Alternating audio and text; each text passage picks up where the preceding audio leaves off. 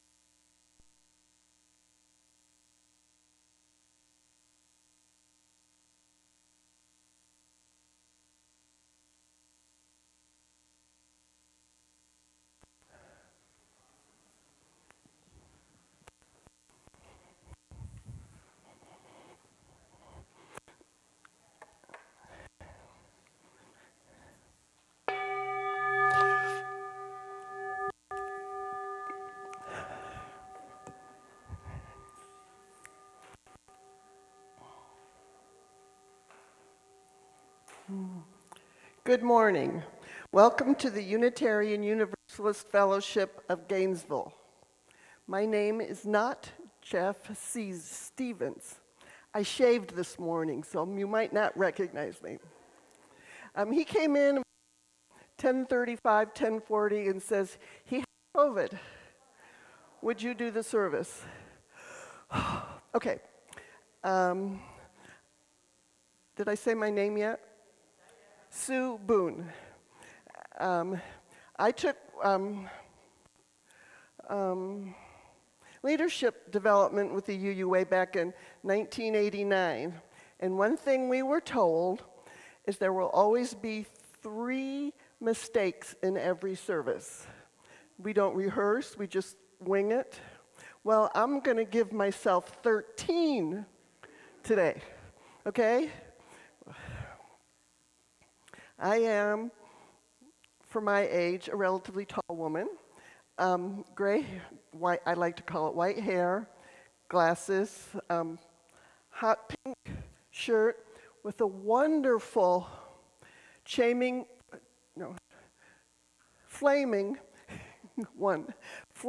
chalice necklace, and we will talk about that later. All my words for the worship associate part are written by Jeff, so blame him if you don't like him. Wherever you are, whoever you are, we welcome you into this sacred place as we come together in worship. We are glad that you are with us today. And a special welcome to the folks online. Oh, who would like to light the chalice? Okay, come on. I forgot to do that. Oh, and I forgot to light it. I'm on 3 already. Okay.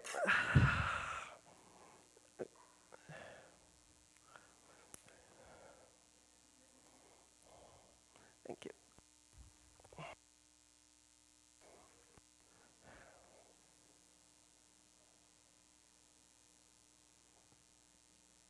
And just stay there. Okay. Thank you, Cindy. Our chalice lighting words come from the poet Dylan Thomas. Light breaks where no sun shines. Where no sea runs, the waters of the heart push in their tides. And broken ghosts with glowworms in their heads, the things of light fall through the flesh where no flesh decks the bones. Light breaks on secret lots, on tips of thought where thoughts smell in the rain. When logic dies, the secret of the soil grows through the eye, and blood jumps into the sun. Above the waste allotments, the dawn halts. Thank you. And that was written by, did I say poet Dylan Thomas?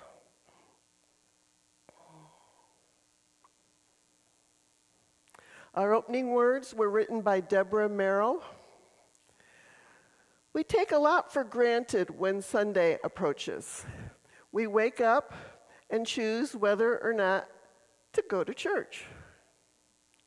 Thank y'all for choosing to go to church today. We expect this fellowship to be here for us, regardless of our own efforts to keep it going. If we choose to come, we know that we may disagree with what is said from the pulpit.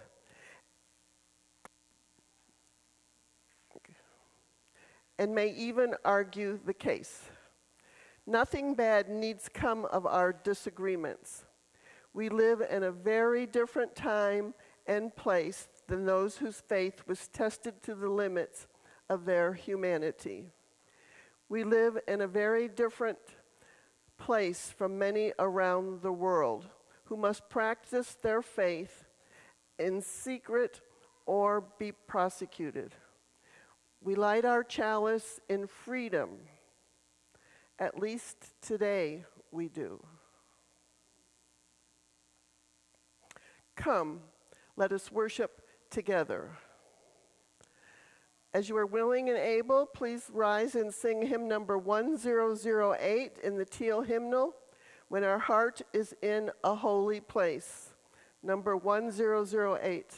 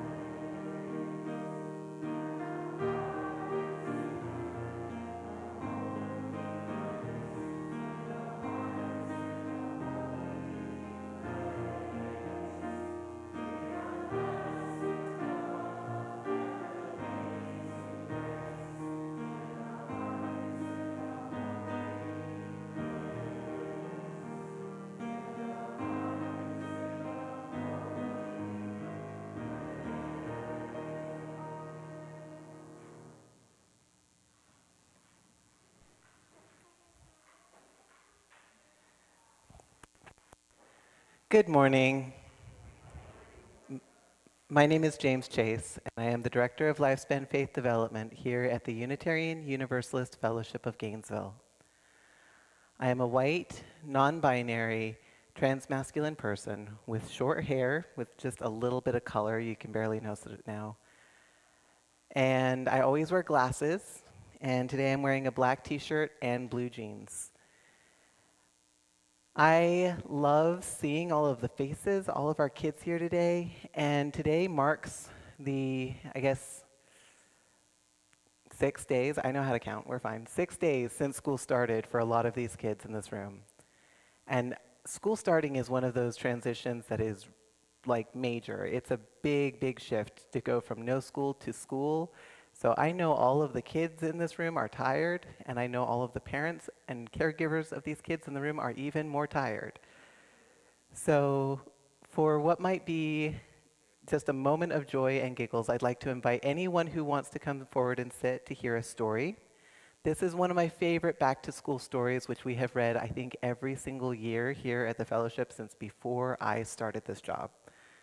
So, are we ready to hear a book, you guys? Who wants to come listen to this book? Are we ready? This book is called We Don't Eat Our Classmates by Ryan T. Higgins. So the pictures are going to be up here. I don't have the book to show pictures around because I lost it. So I'm really glad for digital copies.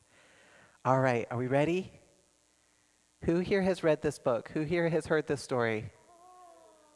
I see a lot of hands. Who here? One? Who here has heard this story? Yeah. Are there any kids here who have not heard this one yet? Teenagers included. Okay.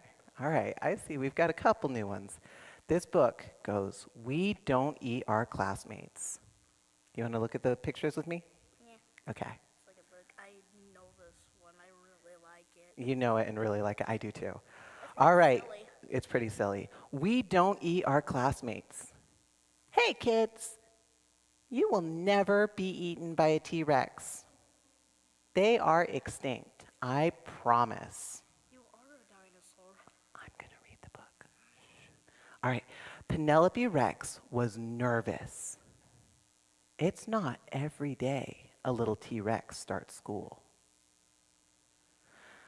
What are my classmates going to be like? Will they be nice? How many teeth will they have? These were all very important questions. This was important. Penelope's mom bought her a new backpack with ponies on it. Ponies were Penelope's favorite because ponies are delicious. Penelope's dad packed her a lunch of 300 tuna sandwiches and 1 apple juice. Finally, the big day came, and Penelope Rex was very surprised to find out that all of her classmates were children. Oh my goodness. So she ate them because children are delicious. Penelope Rex, said Mrs. Noodleman, we don't eat our classmates. Please spit them out at once. So she did. It was not the best way to start school. Still, Penelope was determined to have a good first day. She tried hard to make friends at recess. She finger painted some of her best work. Oh no, what is she finger painting? Oh dear. She even saved Griffin Emery a seat at lunch. You can sit here. She's pointing at her plate. Penelope started to notice everyone was making friends but her. It was lonely. When she got home, her dad asked about her first day of school. I didn't make any friends, Penelope cried. None of the children wanted to play with me. Penelope Rex, her father asked, did you eat your classmates? Well, maybe sort of, just a little bit. Sometimes it's hard to make friends, said her dad, especially if you eat them. You see, Penelope, children are just the same as us on the inside, just tastier. That gave Penelope a lot to think about. The next day, Penelope tried really hard. But poor Penelope, she could not stop herself from eating her classmates. Mrs. Noodleman, Penelope ate William Amoto again. And they were all afraid of her. Except Walter. Walter was a goldfish. So Penelope tried to make friends with him. Will you be my friend? He opened his mouth and chomp. Eee! Cried Penelope. He's eating my finger. Wow! Oh no. Once Penelope found out what it was like to be somebody's snack, she lost her appetite for children. Oh. She stopped eating her classmates, even when Cece Woodman spilled barbecue sauce all over herself. And soon Penelope made friends. We found you. You want a brownie? I helped make them. Now, even when children look especially delicious, she peeks at Walter and remembers what it's like when someone tries to eat you. And Walter the goldfish stares right back at her and licks his lips. Ah! because dinosaurs are delicious. We're going to bring our kids out to the playground for some playtime. Thank you very much. Well, I know why he was trying to make.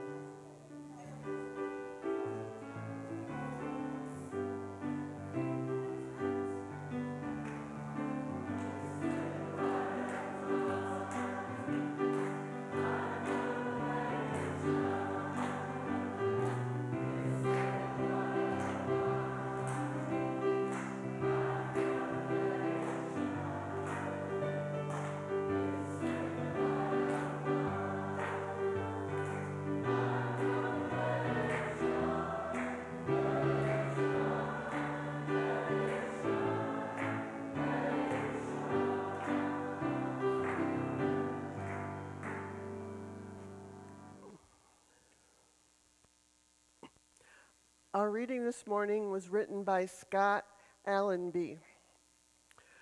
Perhaps our greatest asset as a human race lies, excuse me, I put this in the wrong pocket. That's why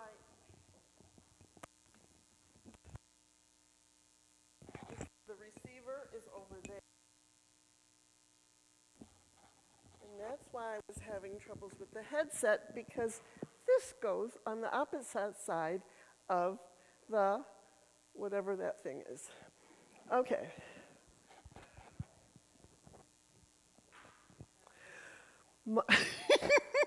Thank you. No, nobody's got it. Okay, let's start again. Okay. The morning reading is by Scott Allenby. Perhaps our greatest asset as a human race lies in our ability to override a rational. Do you want to put me to the microphone?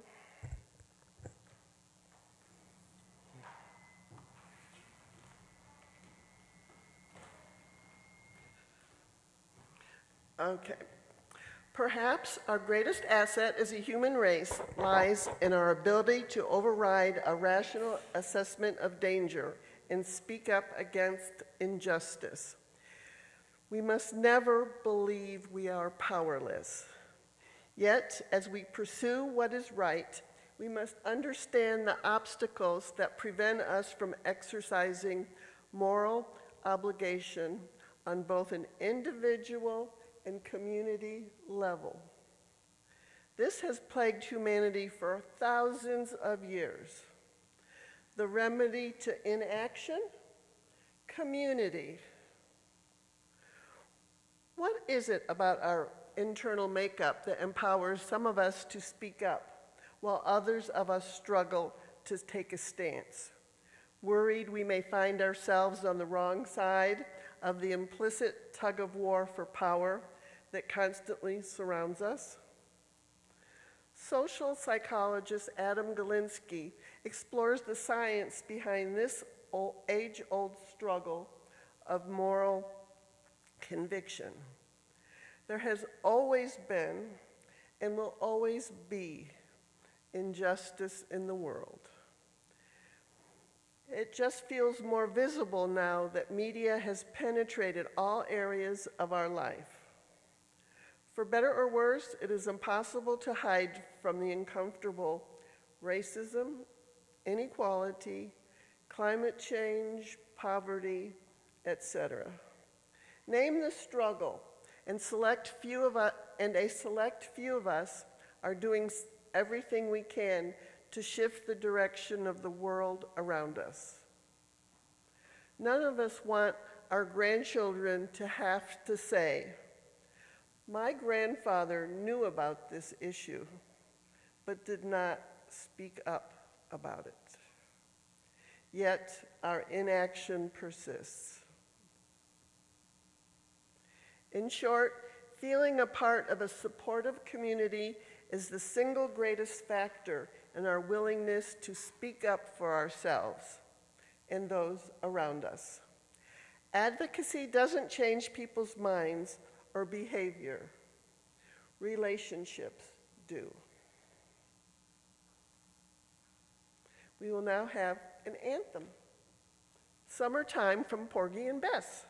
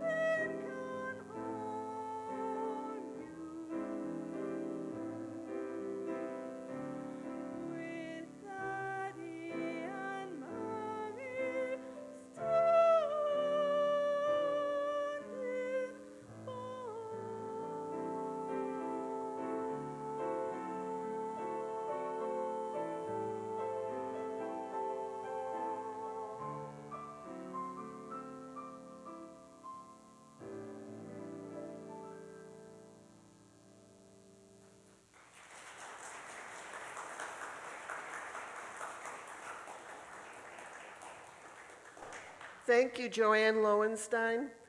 That was great.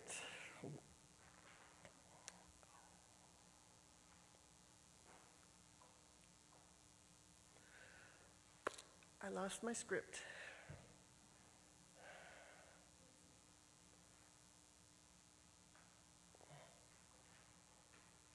There it is.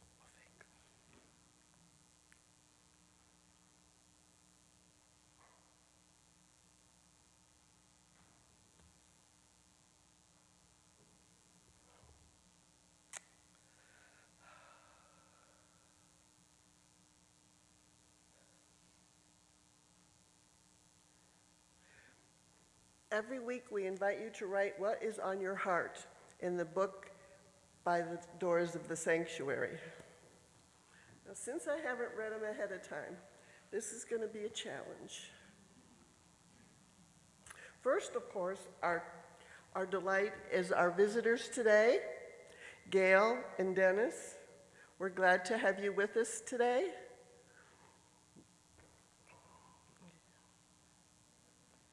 Kay writes, please send your light and love to Robin and her family. Her father-in-law passed away. Katie Grace, I don't have the microphone up. I turned 40 on the 6th, and 6 days later was laid off from my beloved job of nearly 6 years. So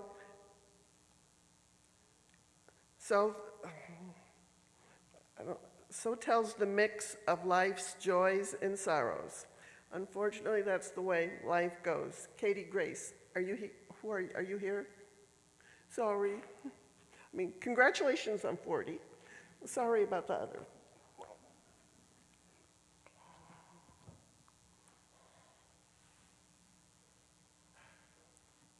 For those of you who have joys and sorrows in your heart but don't feel you're able to share them, I would like you to drop a stone in our water. May the warmth of our community envelop you as the stone drops into the water. You may now come forward.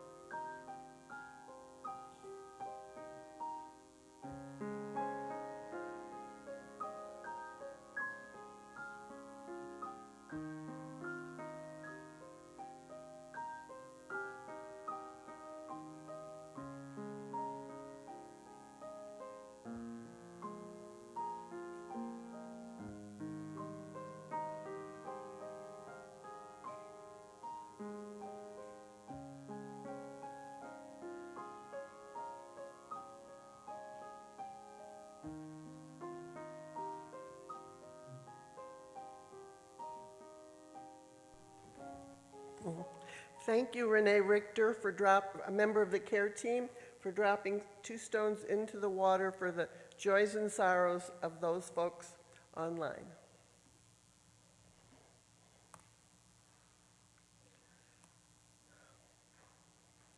It did it again. Okay. Now's the time when we will receive our offering. This morning, we have with us Margot DeCona, and I'm winging this. What organization are you with? The Food for Kids Backpack Program. Come forward.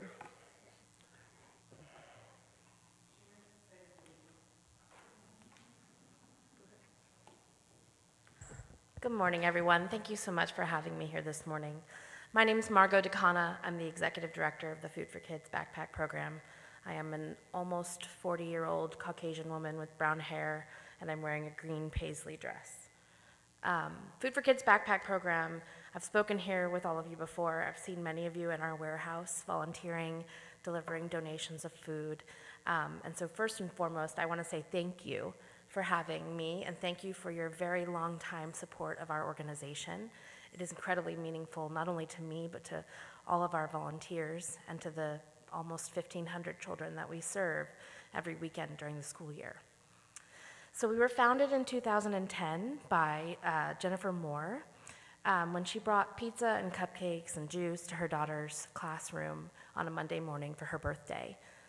She quickly saw that some of the kids in the class were taking second and third slices of pizza before others had finished their first. So she asked the teacher why that was, and the teacher said, "This happens every Monday. Those kids probably haven't eaten since lunch at school on Friday." And that was shocking, that in such a well-resourced community, there are nearly 1 in 5 children still, 15 years later, that go to bed not knowing where their next meal may come from. And so she was called to action, and she founded our program immediately thereafter with 8 students. We are now, as of this school year, going to be in 66 schools across 4 counties, Alachua, Levy, Bradford, and Dixie counties, serving last year almost 1,400 children. We expect to serve well over 1,500 children this school year due to the increase in schools. We're actually taking on 14 new schools, 13 of whom were served previously by another organization in our community that no longer has the funding to do this program for them. And so they asked our program to step up and take on those new schools this school year. And we, thankfully, because of supporters like you, were able to say yes. But I can't tell you how much it means to us to have your support, whether it be through your time volunteering, your donations for the collection here today, or your help, your support with collecting food for us on a weekly basis. I can't tell you how much it means to us and to the children that we serve, but I can tell you that we need your support now more than ever. And so if you are called to help us, if you're called to help us feed children in our community every week during the school year, I welcome you with open arms, just as you've welcomed me here today. So thank you.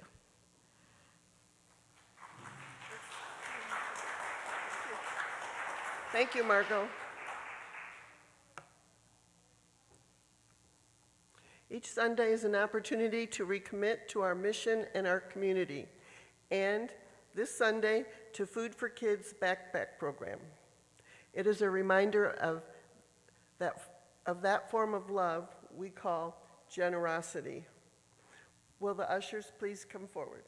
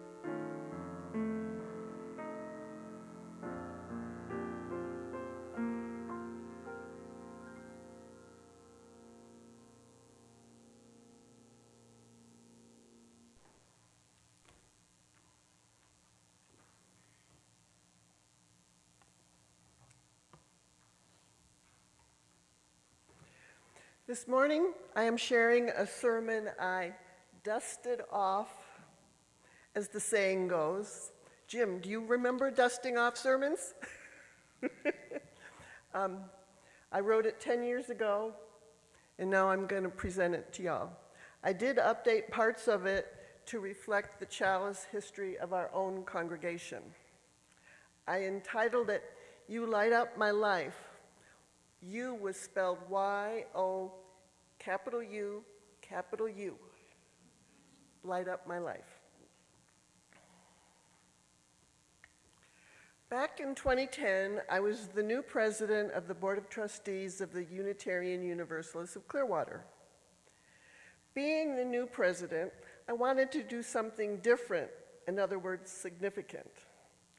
It's probably what most new presidents want to do in their church, make a name for themselves or something like that.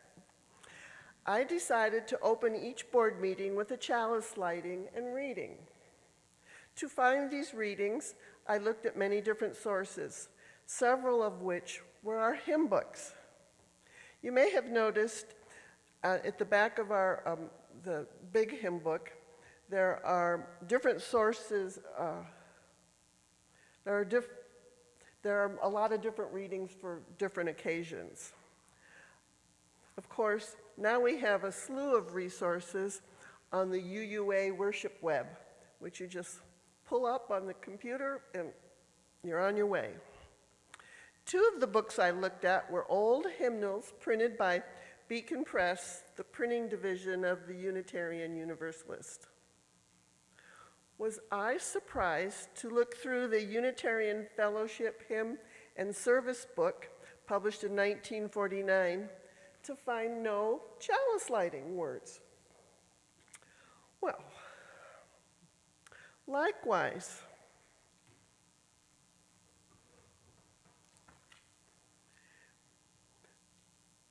the old blue hymnal, do some of you remember this old hymnal? It was used for 29 years until the new one came in like 1994. It was called the Hymns for the Celebration of Life, printed in 1964, and there were no chalice lighting words. That was strange to me. I had assumed, and you know what happens when you assume, the Flaming Chalice had been around forever. Of course, I was wrong. Even when I became a UU in 1980, the chalice wasn't around much, but I can't remember back then. In my investigation of this mystery, I learned that the Flaming Chalice was first used by the UUA on the cover of the 1976-77 directory, which they no longer publish because you can get all the information online. I also learned that it was officially adopted at the General Assembly of 1985. The General Assembly is our yearly national gathering of Unitarian Universalism. So it was officially adopted in 1985, the same year that the original principles and purposes were adopted. So, the Flaming Chalice began to appear in UU churches in the mid-'80s. However, the first association a Flaming Chalice had with Unitarians was in 1941, when the Unitarian Service Committee adopted a Flaming Chalice symbol to facilitate their mission of helping refugees flee the Nazis.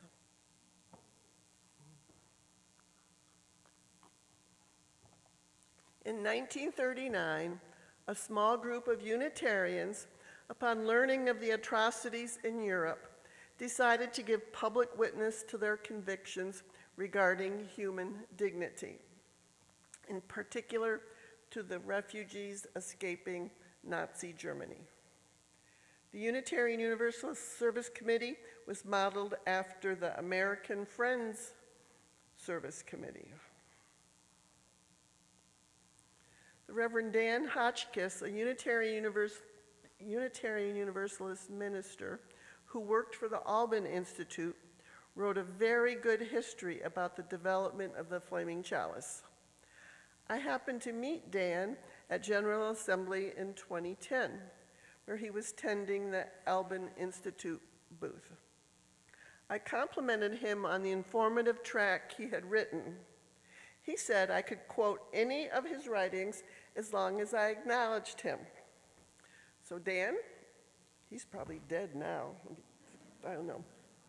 I'm using your writings. He writes, "The chalice and the flame were brought together as a Unitarian symbol by an Austrian artist, Hans Docha, in 1941. Living in Paris during the 1930s, Docha drew critical cartoons of Adolf Hitler. Bad. When the Nazis invaded Paris in 1940, he abandoned all he had and fled to the south of France, then to Spain, and finally, with an altered passport, into Portugal. There he met the Reverend Charles Joy, Executive Director of the Unitarian Service Committee, which I will refer to here as the USC. It later became the UUSC, Unitarian Universalist Service Committee, and that's kind of the missionary part of our faith. Missionary is loosely, it's not like the Christian missionaries. We don't try to convert, we just try to help people. The service committee was new, founded to assist Eastern Europeans, among them Unitarians as well as Jews, needing to escape Nazi prosecution. From his Lisbon headquarters, Joy oversaw a secret network of couriers and agents. Deutsche was impressed and soon was working for the USC. The USC was an unknown organization in 1941. This was a handicap in the cloak and dagger world where establishing trust quickly across barriers of language, nationality, and faith could mean life instead of death.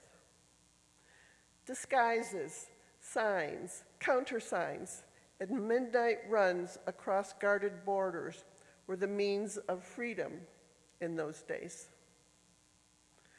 Joy asked Deutsche to create a symbol for their papers, to make them look official, to give dignity and importance to them, and at the same time, to symbolize the spirit of our work.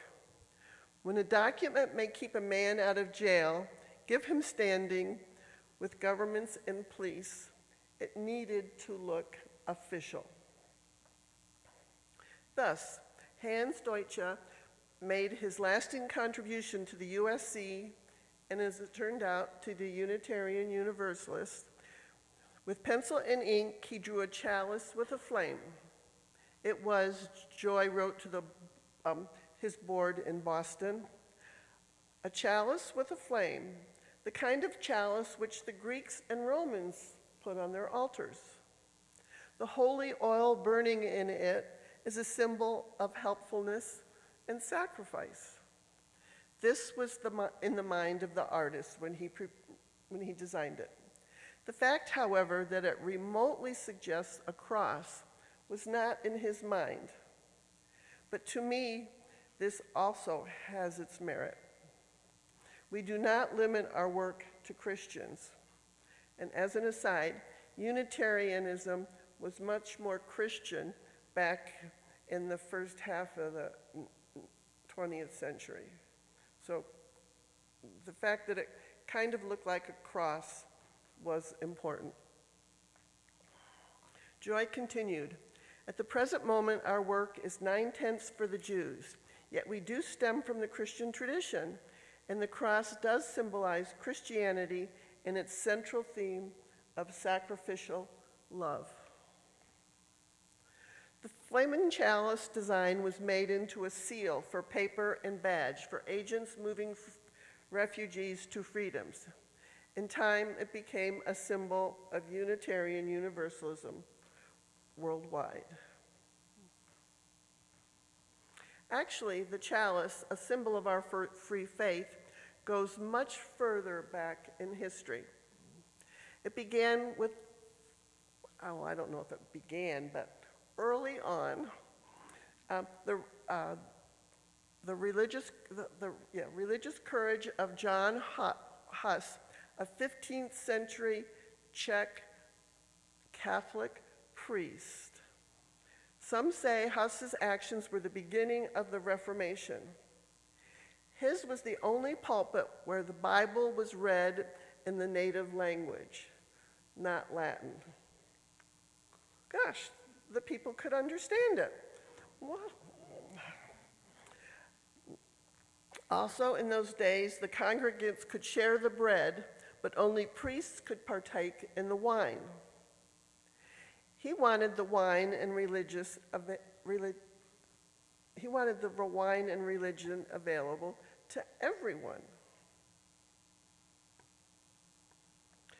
For these blasphemous acts, he was burned at the stake.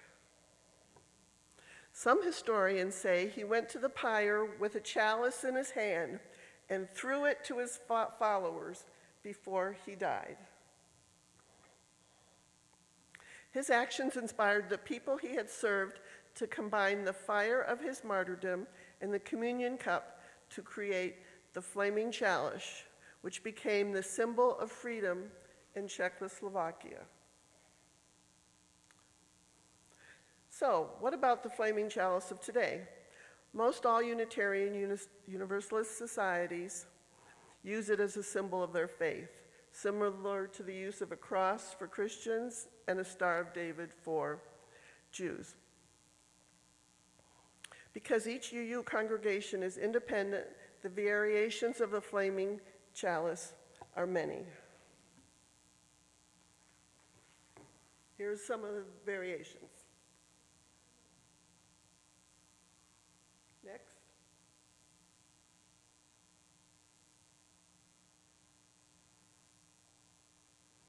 Next. Oh, that's pretty.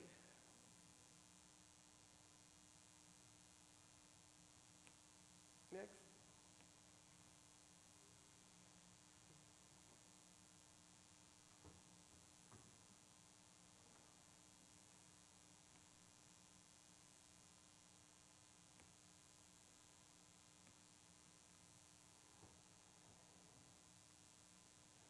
The chalice is now used on letterhead, as artwork, as jewelry.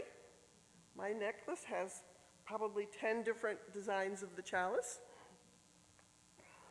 On t-shirts, and even tattooed on the skin. Anybody have a chalice tattoo on their skin? Come on, you guys. When I was a member of the Council of Unitarian Universalist Camps and Conferences, the camp hosting our annual meeting was given a weather vane featuring a flaming chalice. The designs are many, as you saw on the screen. Other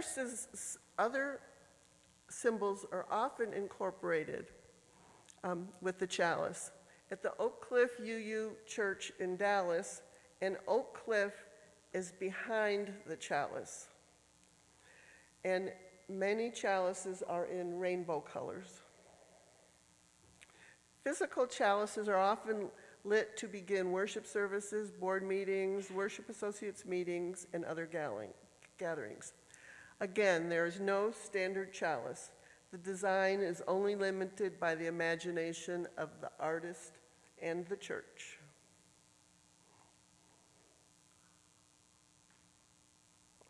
So we have a chalice, a flaming chalice. In the early 1980s, Chris and Mary Margaret Andrew and the UFG president at the time, Lon Summers, commissioned the making of our chalice by local artist Richard Birdsley. They wanted to dedicate the chalice in honor of siblings that had each recently lost as young adults. I just learned last week, Marilyn Roberts donated the oil bottle we use for a flame, and she came to our rescue this week because our flame wasn't cooperating with us last week. Our own Bob Kendall made the beautiful, Bob Kendall made this flaming chalice on the front of the podium, and he also made the podium. The Andrews also commissioned and donated the large round flaming chalice stained glass piece, which hangs in our entryway. Is it still there? I was going to look, and it might be in the social hall? Okay, hopefully it's somewhere around. Okay. Now that we have the history of the chalice from the beginning of the Reformation to the rescue of folks from tyranny in World War II to present day, with many configurations, sizes, shapes, what does it mean to us today? Being Unitarian Universalist, there is no one meaning for the chalice. Each individual decides what the flaming chalice symbol is to him or her. For me, I see it as a symbol that represents Unitarian Universalists and ties us together. When I attend a Unitarian Universalist function, especially a worship service at another church, it feels good to have a common symbol to represent our free faith.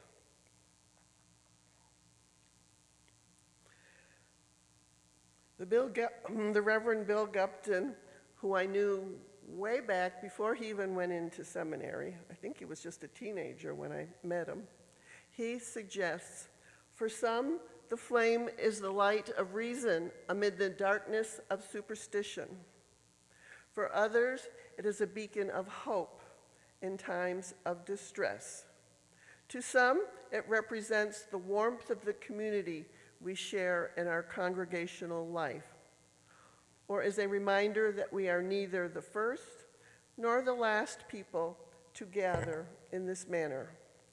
For others, it symbolizes the freedom of belief institutionalized in our Unitarian Universalist churches. Chalices and cups can be found worldwide on ancient manuscripts and altars.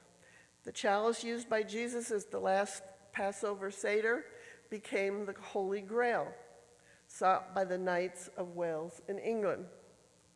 John Huss used the communion chalice to symbolize his fight to let the laity participate in their religion.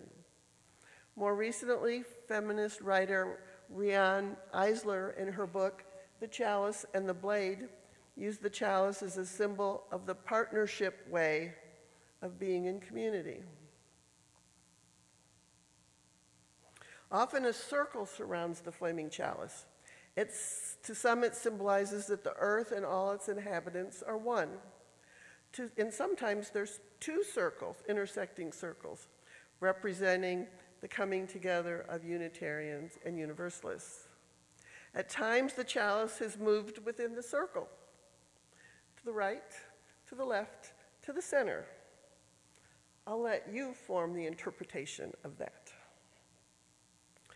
Whatever the flaming chalice means to you, it is important to remember that our Unitarian Universalist chalice is both an ancient symbol and an amazingly rich modern symbol, one that comes from a specific historical context, yet one that lives to get today in a diverse community of individual religious seekers.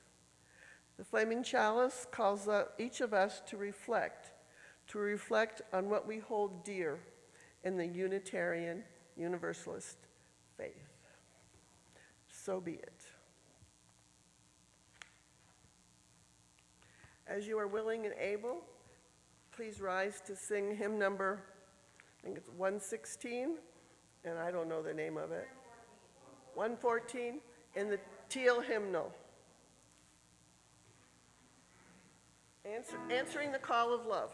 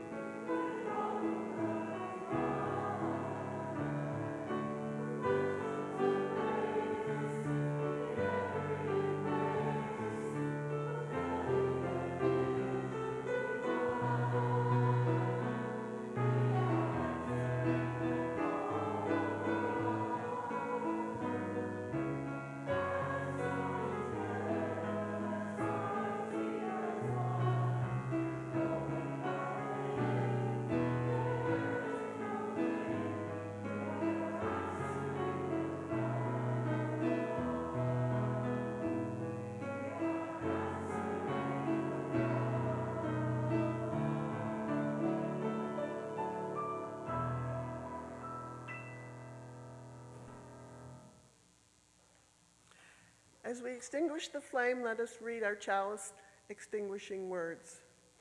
We exist this flame, but not the light of truth, the warmth of community, or the fire of commitment.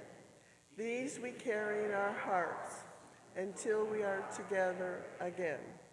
And our closing words: freedom, generosity, sustenance, and love are some of the meanings that are symbolized by our chalice. The Flaming Chalice calls each of us to reflect on what we hold dear in our Unitarian Universalist faith. Thank you all.